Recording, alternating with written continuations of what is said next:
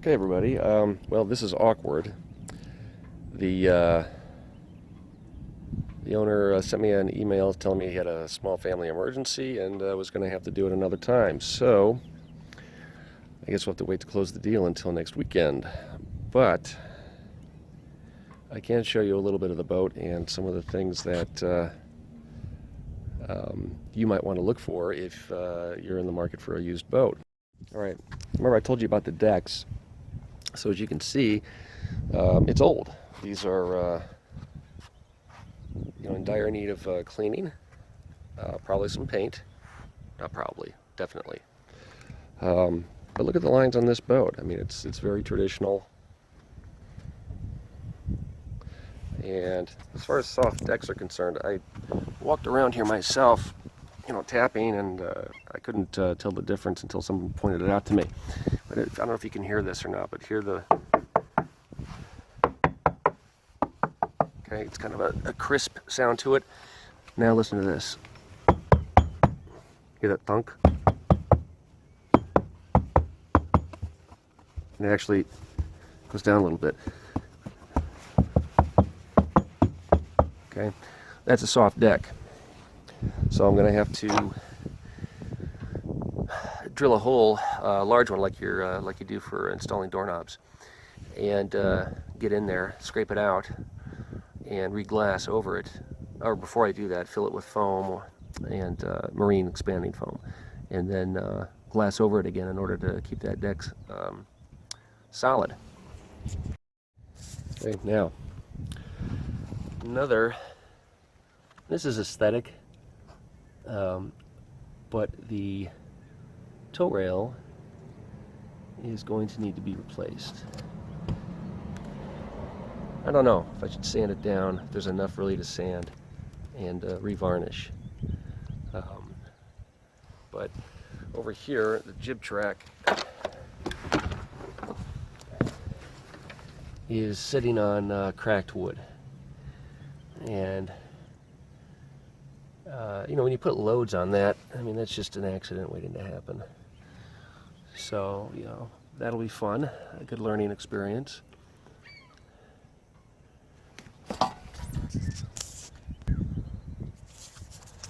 Okay, now,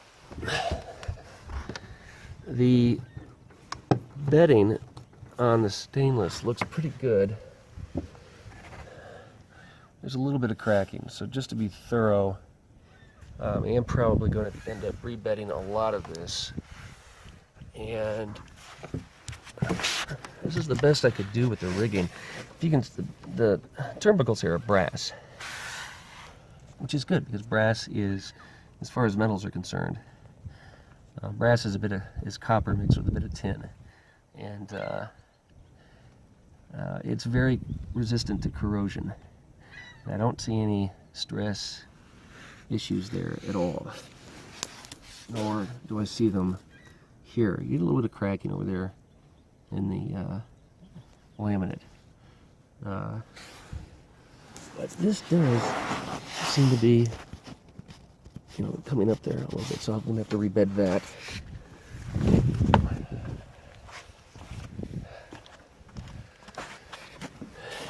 you can see on this side. Yeah, it looks pretty corrosion free.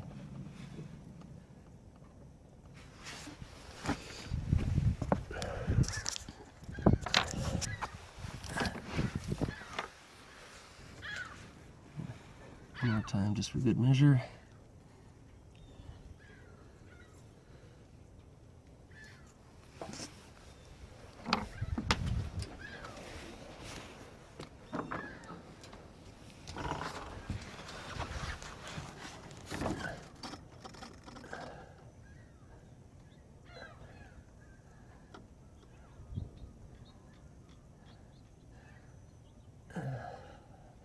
So I'll be getting on eBay and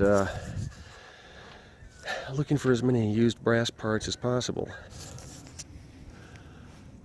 Okay. Again, what we're looking for here is corrosion or signs of stress that would suggest imminent failure. And and don't see it.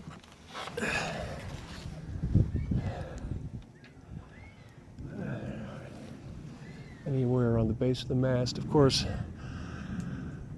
the only way to know is to go up there and check the ends of the spreaders and the masthead. And I'm not going to know if that anchor light works, that masthead light works, until I get up there either, which means a trip in the bosun steer. But the shrouds look to be corrosion free, although you don't really know what's inside there, but there's no corrosion on the outside.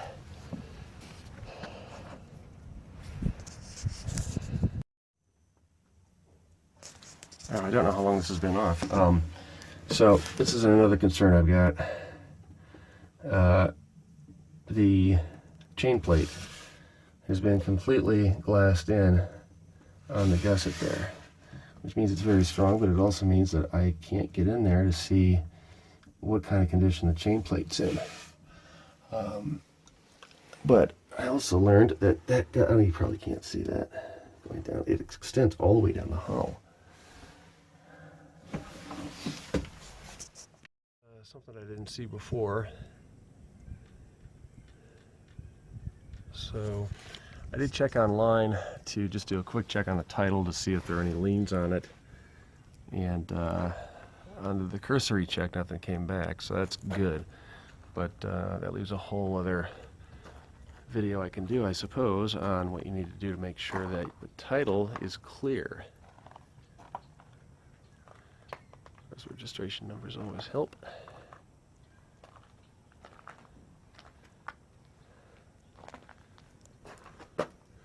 And there's that lip underneath.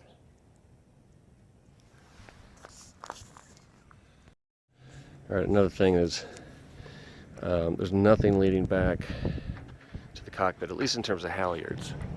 So some deck organizers, maybe, perhaps. We'd have to go up here. Jib and Jenny sheets do come back to these winches here. And the main looks like it's controlled through the traveler.